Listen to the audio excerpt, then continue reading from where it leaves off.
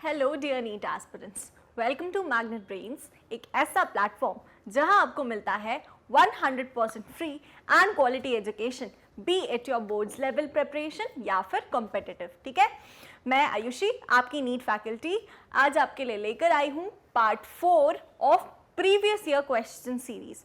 और जो चैप्टर है वो है सम बेसिक कॉन्सेप्ट्स। ठीक है, तो इसके पार्ट 1, पार्ट 2, पार्ट 3 मिस नहीं करेंगे। अगर आपको नहीं मिलता है तो कोई बात नहीं, magnetbrains.com पर सिंपली जा करके आप एक्सेस कर सकते हो। ठीक है, चलिए थोड़ा सा मैं आपके साथ नीट मॉड्यूल डिस्कस कर लेती हूँ। आपको पता है आपको क्या मिलता है, टॉपिक वाइज एक्सप्लेनेशन वीडियोस पहले मिल जाएंगी, हर टॉपिक के एक्सप्लेनेशन की हर चैप्टर के लिए ये चीज़ होगी। ठीक है, तो आपको लेक्चर्स के फॉर्म में ये वीडियोस मिल जाएंगे। इसके बाद सेकेंड चीज़ क्या होती है कि उस लेक्चर से किस तरह के क्वेश्चन या क्या कॉन्सेप्ट है वो हम कैसे अप्लाई करना सीखेंगे, वो हम प्रॉब्लम्स के थ्रू अप्लाई करना सीखेंगे। तो डीपीपीज हमारे लिए बहुत ज़रूरी है। डीपीपीज में मैं देखती हूँ कि जितने व्यूज़ लेक्चर्स पर हैं उतने व्यूज़ डीपीपीज पर नहीं है गाइस। तो डीपीपीज आप मिस नहीं करो, ये आप ही के लिए इंपॉर्टेंट है क्योंकि आपने कॉन्सेप्ट पढ़ लिया ठीक है, लेकिन उसका क्वेश्चन कैसा आएगा ये आपको कैसे पता चलेगा। एग्जाम डे पर डायरेक्टली आप क्वेश्चन थोड़ी फेस करोगे भाई, पहले से ही उसको फेस करके और प्रिपेयर करके जाओ ना। ठीक है, तो डीपीपीज बहुत ज़्यादा इफेक्टिव रोल प्ले करता है हमारी प्रिपरेशन में, तो ये मिस नहीं करना है। फाइनल चीज़ है, आपको इसके सॉल्यूशंस भी मिल जाते हैं। ठीक है, एक्सेस करना होता है डायरेक्ट magnetbrains.com पर जाएंगे, अपना कोर्स सेलेक्ट करेंगे और जितना भी कुछ है आपको सब कुछ सीक्वेंशली अरेंज मिल जाएगा। अगली चीज़ चैप्टर वाइज MCQs, फिर previous year question videos. Previous year question videos जैसा कि हम अभी सीरीज कर रहे हैं और ये हम हर चैप्टर के लिए करने वाले हैं क्योंकि यही चीज़ वो है जो हमें एग्जाम डे पर दिखने वाली है। ठीक है, तो इसको हमें प्रैक्टिस करना है बहुत अच्छे से और हमें चेक करना है खुद को कि हम कर पा रहे हैं या नहीं। ठीक है, चलो अगली चीज़ डाउट सॉल्विंग सेशंस जो आपके लिए रेगुलरली टाइम्ड है, फिर weekly test paper, guidance about paper pattern या फिर कोई ऑफिशियल नोटिफिकेशन NTA की तरफ से जारी होता है कि ये चेंज है तो वो हम आप तक पहुंचा देते हैं। ठीक है, फिर है chapter wise one shot revision, ये कब होगा जब हमारा सिलेबस खत्म हो जाएगा, तो फिर हम सिर्फ उन चीज़ों पर स्ट्रेस करेंगे जो कि एग्जाम के पॉइंट ऑफ व्यू से बहुत इंपॉर्टेंट है।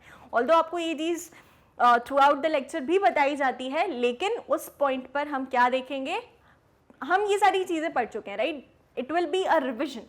ठीक है, तो हम पूरा उस पर रिलाई नहीं करेंगे हमारी प्रिपरेशन के लिए, उसमें हम सिर्फ वो चीज़ें पढ़ेंगे जो इंपॉर्टेंट हैं। अब क्या पता वो पुरानी किसी कॉन्सेप्ट पर बेस्ड हो। ठीक है, तो ये सारी चीज़ें हम अभी के लेक्चर्स में कवर कर रहे हैं और उसमें सिर्फ और सिर्फ इंपॉर्टेंट चीज़ें देखेंगे। ठीक है, तो डायरेक्ट इस पर रिलाई नहीं करेंगे, हमें ये पूरा पैटर्न फॉलो करना है। ठीक है, फिर भी हैव ऑनलाइन टेस्ट सीरीज, इतनी चीज़ आपके नीट मॉड्यूल में रहती है। चलिए आज का पहला क्वेश्चन आपके सामने है। Okay, so the question says a mixture of 2.3 grams formic acid and 4.5 grams oxalic acid is treated with concentrated H2SO4. ठीक है, evolved gases जो भी हैं they are pass through KOH pellets। अब KOH pellet से क्यों पास करेंगे, क्योंकि ऐसा होगा कि कोई एक गैस KOH pellet एब्जॉर्ब कर लेगा। ठीक है, हमें क्या बताना है, weight of the remaining product, weight of the remaining product बताना है। जब भी हम किसी चीज़ से कुछ पास करते हैं ना, स्पेशली गैस, तो फिर उसका क्या है, उसका इंपॉर्टेंस क्या है, उसका इंपॉर्टेंस यही है कि वो एब्जॉर्ब कर लेता है। जैसे KOH पेलेट्स है, यहाँ पर कोई ना कोई प्रोडक्ट जरूर एब्जॉर्ब कर रहा होगा, चेक करेंगे। ठीक है, चलो तो ध्यान से समझेंगे। Mixture of 2.3 gram formic acid, formic acid का फॉर्मूला HCOOH। ठीक है, ये H2SO4 के साथ रिएक्ट कर रहा है और अगली चीज है oxalic acid, that is H2C2O4, ये भी H2SO4 के साथ रिएक्ट कर रहा है। तो हमें यहाँ पर क्या मिल रहा है, यहाँ पर हमें मिलेगा H2O plus CO2, not CO2, CO, and यहाँ पर हमें मिलेगा H2O plus CO plus CO2। ठीक है, इस तरह से हमारे रिएक्शन होते हैं। चलिए आगे, the evolve gases mixture is pass through KOH pellets। KOH pellets से एब्जॉर्ब होगा तो KOH pellets CO2 एब्जॉर्ब कर लेंगे। ठीक है, ये क्वेश्चन थोड़ा सा टेक्निकल है, हमें इंफॉर्मेशन होनी चाहिए इन सारी चीज़ों की। तो KOH pellets CO2 एब्जॉर्ब कर लेंगे, फिर जो रिमेनिंग है भाई गैशियस मिक्सचर, CO गैशियस है एंड यहाँ पर ये CO गैशियस है, तो इनका कितना मास है ये बताना है। तो कैसे कैलकुलेट करेंगे, check it out. 2.3 grams formic acid है, तो फॉर्मिक एसिड भाई 2.3 ग्राम्स अगर है तो 2.3 ग्राम्स ऑफ फॉर्मिक एसिड मतलब HCOOH का वैसे वेट कितना होता है, 2 plus carbon is 12 plus 32. So this is 46, yes 46, ठीक है. तो अगर 46 ये पूरा है तो 2.3 में कितने मोल्स प्रेजेंट होंगे.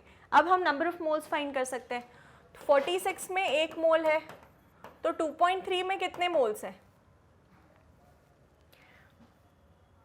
या 2.3 ग्राम्स ऑफ फॉर्मिक एसिड में कितने मोल्स होंगे. Will be 2.3 divided by 46, that is 0.05 moles. तो वो मोल्स हम यहाँ लिख देंगे. सिमिलरली हम H2C2O4 के भी मोल्स फाइंड कर लेंगे. 4.5 ग्राम्स ऑक्सैलिक एसिड गिवन है और इसका वेट कितना होता है 63, ठीक है. तो 4.5 डिवाइडेड बाय 63 हमें कितना देगा. सी ऑक्सैलिक एसिड, एक second. Oxalic acid here treated with concentrated H2SO4 evolved gaseous mixture is passed through. Okay, oxalic acid is H2C2O4, right? तो hydrogen 2 carbon 24 48 4 carry on 1 4 5 6 7 74. Is that so? H2 2 carbon 24. This will be 64. Wait a minute. 64, ठीक है. 4 4 8 9 10 0 carry on 1 6 7 8 9 90 grams. Yes, तो 90 grams अगर एक मोल में है तो 4.5 grams कितने मोल्स में होगा. 4.5 divided by 90 will give us 0.05 moles. ठीक है, तो भाई इनके मोल्स जो आए हैं वो 0.05 मोल्स हैं. ठीक है, अब रिएक्टेंट्स के इतने मोल्स तो प्रोडक्ट्स के भी इतने मोल्स, ये भी 0.05 ही बनेगा और ये भी 0.05 ही बनेगा. हमें बताना है weight of the remaining product. ये तो एब्जॉर्ब हो गया है CO2, KOH ने एब्जॉर्ब कर लिया है. तो जो 0.05 है ये हमारे कार्बन मोनोऑक्साइड के मोल्स हैं. इनको टोटल करेंगे तो हमें 0.1 मोल्स मिलेंगे, टोटल मोल्स ऑफ CO. ठीक है, 1 मोल, 0.1 मोल. अब 0.1 मोल का वेट कितना होगा ये हमसे पूछा है. ठीक है, तो क्या हम फाइंड नहीं कर सकते 1 मोल का वेट कितना होता है. 1 मोल CO का wait 12 plus 16, that is 28 grams.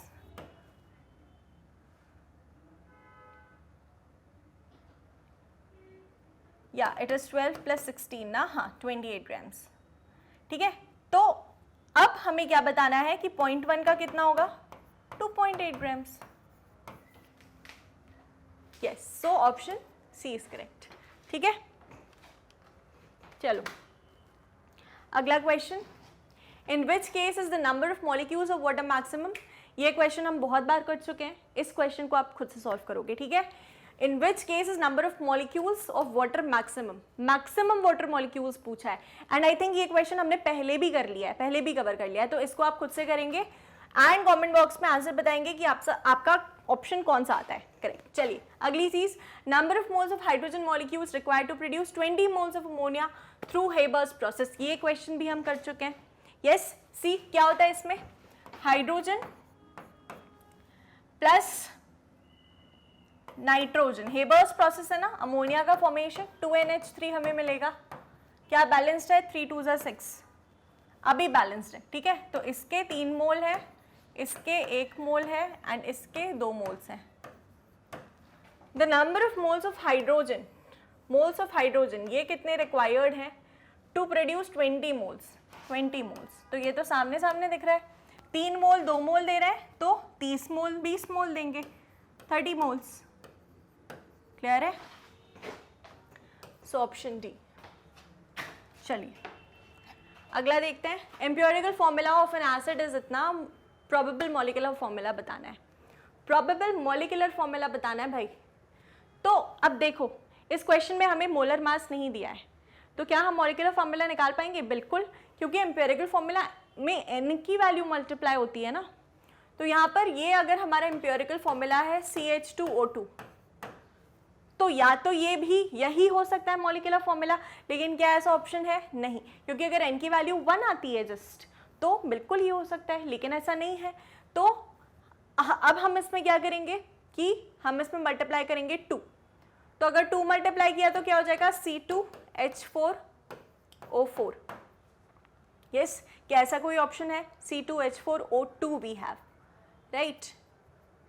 एक सेकेंड, CH2O2 है तो यस, एंड फिर अगर 2 मल्टीप्लाई करेंगे तो यहाँ पर 4 होना चाहिए, 3 मल्टीप्लाई करेंगे तो यहाँ पर फिर 6 होना चाहिए, तो ये भी नहीं होगा, ये भी नहीं होगा, ये भी नहीं होगा, यही होगा। इट इज देयर गाइस, ठीक है। तो मतलब n की वैल्यू क्या है? n की वैल्यू 1 ही है, कि we missed it, n is equal to 1 ही होगा, तभी CH2O2 एम्पिरिकल फॉर्मूला जो है वही हमारा क्या होगा? Molecular formula. क्लियर है? ठीक है, चलो अगले क्वेश्चन को देखते हैं। How much water should be added to 200 cc of semi normal solution of NaOH to make exactly to deci normal. अब देखो यहाँ पर how much water should be added to 200 cc मतलब 200 ml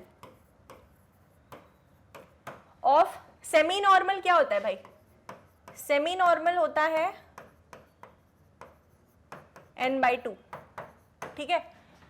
solution of NaOH to make it exactly deci normal. Deci normal क्या होता है?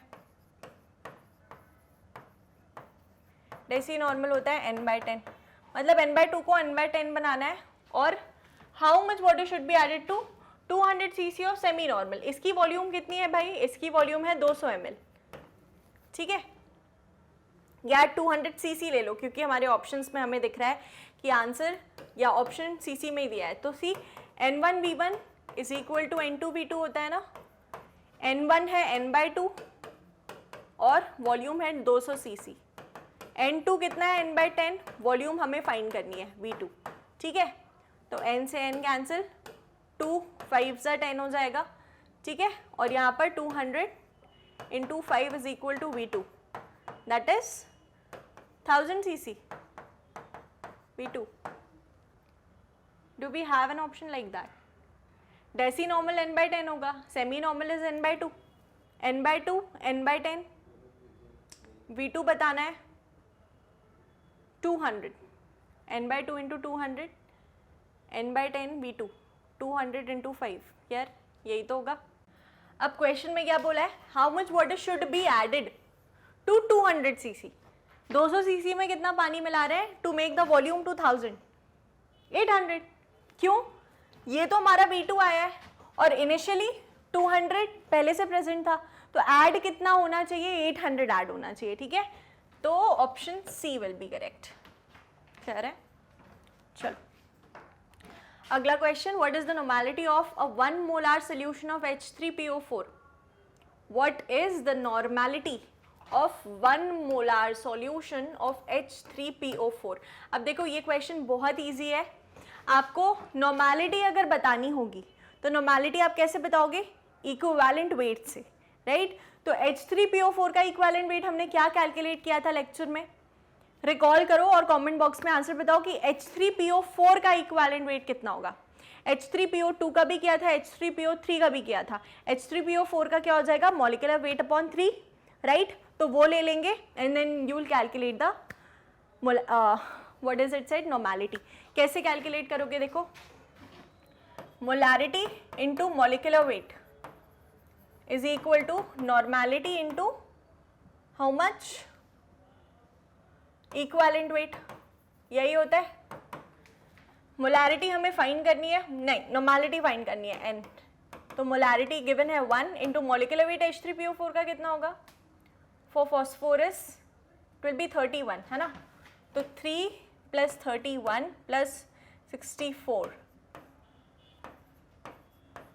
98, okay 98। And equivalent weight कितना हो जाएगा इसका? मॉलिक्यूलर वेट 98 अपॉन 3, ठीक है, यही हो जाएगा अपॉन 3। रिप्लेसेबल हाइड्रोजन आयंस 3 होंगे, तो इट विल बी 1 इंटू 98 से 98 कैंसिल, ठीक है। तो नॉर्मेलिटी हो जाएगी 3 normal, direct 3 normal, option D. देखो इसको, क्लियर है? चलिए अगला क्वेश्चन देखेंगे, इजी था ये। Normality of 2 molar sulphuric acid.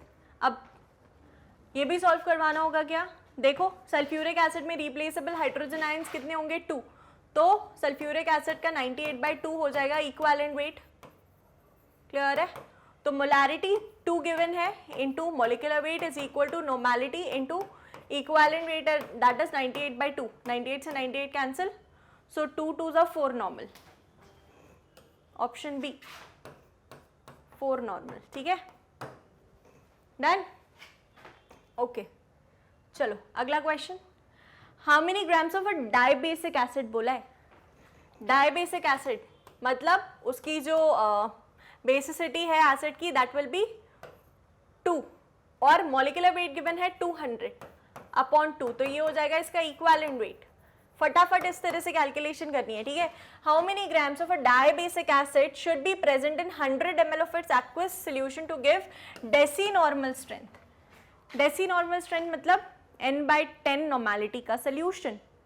तो देखो n/10 इज इक्वल टू, या n/10 को आप कैसे लिख सकते हो, 0.1 normal, 0.1 normal is equal to given weight हमें नहीं पता x, equivalent weight 200 by 2, molecular weight 200, dibasic acid है, डिवाइड किया 2 से तो कितना हो गया 100 इंटू वॉल्यूम कितनी है 100 ml, और लीटर्स में वॉल्यूम होनी चाहिए तो 1000, 0 0 गया wait,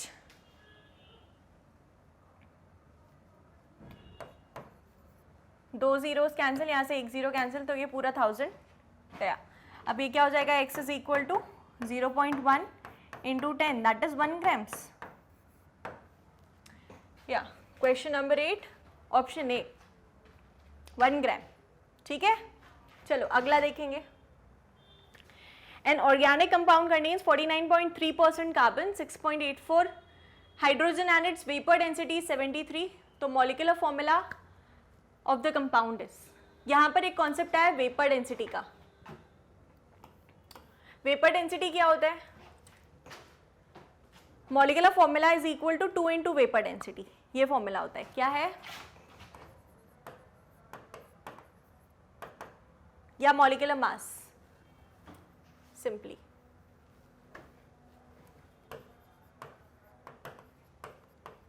is 2 into vapour density, ठीक है, okay.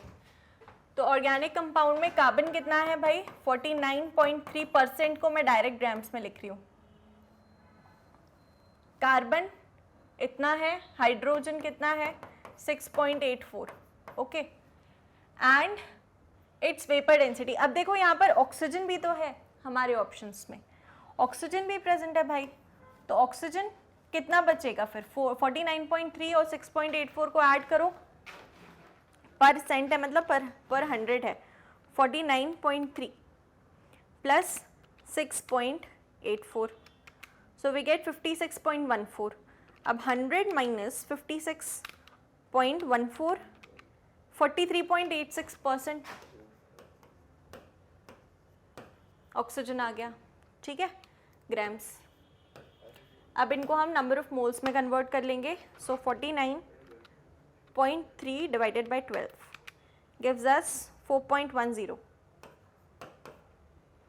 6.84 divided by 1 will give us 6.84 only, and 43.86 divided by 16 gives us 2.74.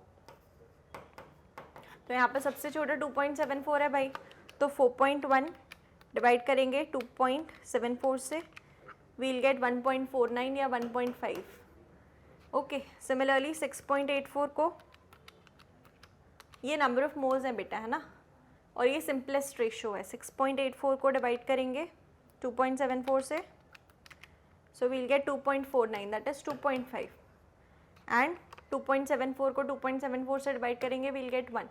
अब ये जो नंबर्स हैं इनको हमें क्या करना है, होल नंबर में करना है, ठीक है।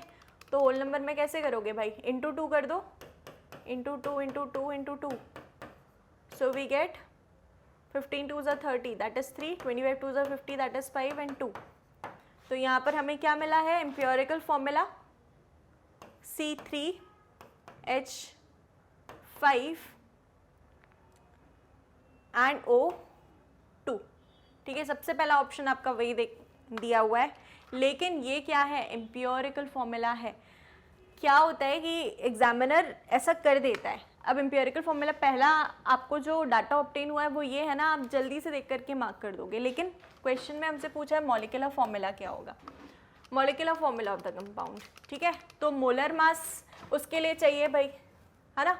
इसके बाद अभी हम इसका क्या फाइंड करेंगे, एम्पिरिकल फॉर्मूला मास भी फाइंड करेंगे। तो पहले हम एम्पिरिकल फॉर्मूला मास ही निकाल लेते हैं।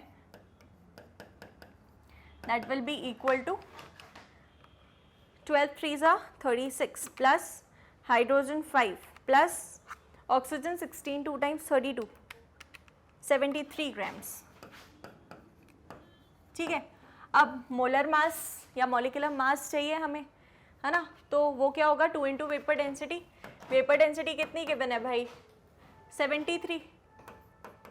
तो ये क्या हो जाएगा, चलो इसको एज इट इज रख लेते हैं, 2 इंटू 73 ही रख लेते हैं हमारा मोलर मास। एन की वैल्यू क्या होती है, जो हम हमारे सिंपलेस्ट फॉर्मूला में मल्टीप्लाई करते हैं, वो होती है molar mass upon empirical formula mass. Molar mass कितना है, 2 इंटू 73, एम्पिरिकल फॉर्मूला मास कितना है 73, एन की वैल्यू कितनी आ गई 2, ठीक है। अब इसी को हम एम्पिरिकल फॉर्मूला में मल्टीप्लाई कर देंगे, तो C3H5O2 इंटू 2 क्या दे देगा, C6H10O4। This is a molecular formula C6H10O4। Option B is correct. Clear है, ठीक है। चलो अगला क्वेश्चन देखेंगे। Okay, so 20 grams of magnesium carbonate sample decomposes on heating to give carbon dioxide and magnesium oxide. Magnesium carbonate MgCO3 decompose करेगा to give MgO plus CO2। Balanced है equation, magnesium 1, carbon 1, oxygen 3, ठीक है। लेकिन अब इनका जो molecular mass है वो हम पहले लिख लेते हैं। Magnesium 24 plus 12 plus 16 3 48 84 grams magnesium and oxygen, ठीक है। हमसे पूछा गया है what is the percentage purity of magnesium carbonate in the sample. Okay, 8 gram magnesium oxide दे रहा है ना, तो मैग्नीशियम ऑक्साइड का भी हमें मास कैलकुलेट करना है, दैट इज 40। ये इनका मॉलिक्यूलर मास है, ठीक है, या मोलर मास। अब 20 grams of magnesium carbonate sample decomposes, 20 grams लिया है, 20 ग्राम्स को डिकम्पोज करवा रहे हैं, ठीक है। Fine, what is the percentage purity of magnesium carbonate, मतलब ये जो 20 ग्राम्स लिया है भाई, इसमें कुछ ना कुछ इम्प्योरिटी है, लेकिन कितनी इम्प्योरिटी है कैसे पता चलेगा, कैसे पता चलेगा कितनी इम्प्योरिटी है। तो देखो कैसे प्रोसीड करेंगे। यहाँ पर इसको लिया है 8 gram, 20 grams of magnesium carbonate sample decomposes on heating to give carbon dioxide and 8 grams magnesium oxide. ये 8 ग्राम लिया है, ठीक है।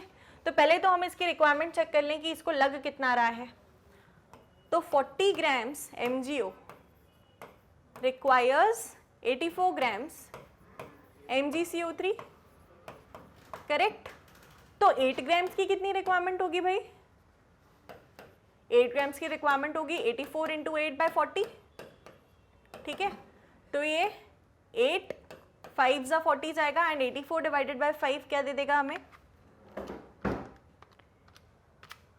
16.8। तो सिर्फ और सिर्फ 16.8 की रिक्वायरमेंट है, 16.8 ग्राम्स की रिक्वायरमेंट है, ठीक है। और प्रेजेंट कितना है 20, तो एक्स्ट्रा कितना प्रेजेंट है 20 माइनस 16.8, 3.2 एक्स्ट्रा प्रेजेंट है, मतलब 3.2 जो है भाई ये इम्प्योरिटी है और इतना जो है प्योर है। 16.8 कितना है प्योर है। तो हमसे पूछा है ना कि what will be the percentage purity of magnesium carbonate, तो परसेंटेज प्योरिटी कैसे निकालेंगे 16.8 डिवाइडेड बाय हाउ मच, 16.8 को हमने क्या किया है डिवाइड कर दिया टोटल जो लिया था 20 इंटू 100, सो इससे आ जाएगी परसेंटेज प्योरिटी कितनी आती है 1680 डिवाइडेड बाई 20, 84, ऑप्शन बी। ठीक है, चलिए इस तरह से हम प्रोसीड करते हैं क्वेश्चंस के साथ। ठीक है, तो इस सेशन के लिए सिर्फ इतना ही, बाकी अब आगे के क्वेश्चंस आगे के लेक्चर्स में देखेंगे। एंड magnetbrains.com पर आप जाओगे तो आपको जितना भी हमने अभी तक कवर किया है सब कुछ मिल जाएगा इजीली, सब कुछ अरेंज्ड है आपके लिए, चाहे आपकी बोर्ड्स की प्रिपरेशन हो या फिर कॉम्पिटिटिव की, आप मैग्नेटब्रेन्स के साथ बिल्कुल 100% फ्री ऑफ कॉस्ट तैयारी कर सकते हो। ठीक है, चलिए यहाँ पर आपके अवेलेबल कोर्सेज हैं सारे। आपको जैसे फॉर एग्जांपल नीट देखना है तो नीट पर टैप करोगे, सामने विंडो ओपन हो जाएगा। फिर वॉच नाउ पर जो भी सब्जेक्ट आपको देखना है, मान लीजिए केमिस्ट्री देखना है तो वॉच नाउ पर क्लिक करेंगे, आपके सामने ये विंडो आ जाएगा। ठीक है, अब इसमें topic wise explanation videos, daily practice problems, chapter wise MCQs, previous year questions, सारी चीज़ें जितना भी हमने कवर किया है सब कुछ आपको मिल जाने वाला है। ठीक है, एक ही जगह पर कहीं भी ढूंढने की ज़रूरत नहीं है। क्लियर है? चलिए अब जो भी लेक्चर देखना है वॉच नाउ पर क्लिक करेंगे तो आपका इस तरह से वीडियो स्टार्ट हो जाएगा। ठीक है, चलो अगर आप हमारे साथ जुड़े हुए हैं तो आपको पता है कि मैग्नेटब्रेन्स एक ऐसा प्लेटफॉर्म है जो कि 100% free of cost education along with the quality content provide कर रहा है। एट द सेम टाइम आपकी बोर्ड्स की प्रिपरेशन हो या फिर कॉम्पिटिटिव की प्रिपरेशन हो, सब कुछ आपको एक ही प्लेटफॉर्म पर आराम से मिल जाएगा। तो घर बैठे अपनी अच्छे से तैयारी करिए। ठीक है, चलिए आज के लिए इतना ही, मिलेंगे अगले लेक्चर में। Thank you so much.